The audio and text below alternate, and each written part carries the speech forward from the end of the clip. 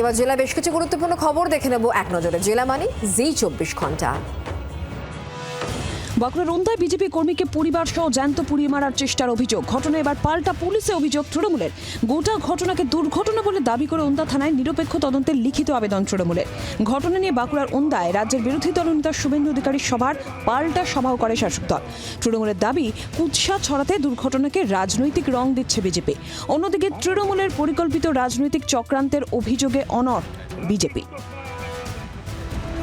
অভিষেক বন্দ্যোপাধ্যায়ের নির্দেশে এসআইয়ের আতঙ্কে মৃতের পরিবারের সঙ্গে দেখা করলেন তৃণমূলের প্রতিনিধি দল। নামের ভুল থাকার কারণে 30 তারিখ শুনানির নোটিশ পেয়েছিলেন মগরাহাট পূর্ব বিধানসভার কামদেবপুর গ্রামের পিয়ার আলী খান। জানা যায়, সময়মতো কাগজপত্র তৈরি করতে না পেরে আতঙ্কে হৃদরোগে আক্রান্ত হন। কলকাতায় আনা হলে তার মৃত্যু হয়। অভিষেক বন্দ্যোপাধ্যায়ের নির্দেশে মথুরাপুরের তৃণমূল সংসদের নেতৃত্বে তৃণমূলের এক প্রতিনিধি দল পরিবারের সঙ্গে দেখা করেন। আর্থিক সহায়তা, পরিবারের পাশে থাকার আশ্বাস রাজ্যের শাসক দলের। সাধারণতন্ত্র দিবসের অনুষ্ঠানে কুচকাওয়াজ চলাকালীন মাতঙ্গিনী হাজরার নাম বিকৃত করে উচ্চারণের অভিযোগ। ঘটনায় নিন্দার ঝড়। ইতিমধ্যেই তৃণমূলের বিভিন্ন পেজ থেকে ঘটনার মুহূর্তের ভিডিও পোস্ট করে নিন্দা জানানো হয়েছে। ক্ষুব্ধ স্বাধীনতা সংগ্রামের বংশধরেরাও। মাতঙ্গিনী হাজরার বর্তমান বংশধর রাজেশ হাজরা এই ঘটনার তীব্র সমালোচনা করে বলেন, এই প্রথম নয়, এর আগেও এক বিজেপি সাংসদ মাতঙ্গিনী হাজরাকে মুসলিম মহিলা বলে সম্বোধন করেছিলেন। এই সরকারের কাছ থেকে এমনই আশা করা যায় বলে ক্ষোভ প্রকাশ করেন তিনি। ঘটনার প্রতিবাদে তমলুকে র্যালিও হয়।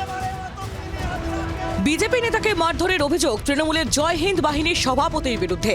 পাল্টা বিজেপির বিরুদ্ধে আক্রমণের অভিযোগ জয় হিন্দ বাহিনীর সভাপতি। ইংরেজবাজার পুরসভার 8 নম্বর ওয়ার্ডে বিজেপির সভাপতি কৌশিক সরকারের অভিযোগ, তাকে তৃণমূলে যোগ দেওয়ার জন্য চাপ দেওয়া হচ্ছিল। অস্বীকার করায় তাকে মারধর করা হয়। অভিযোগের তীর জয় হিন্দ বাহিনীর মালদা জেলার সভাপতি কৃষ্ণ দাসের দিকে। পাল্টা ষড়যন্ত্রের অভিযোগ কৃষ্ণ দাসের।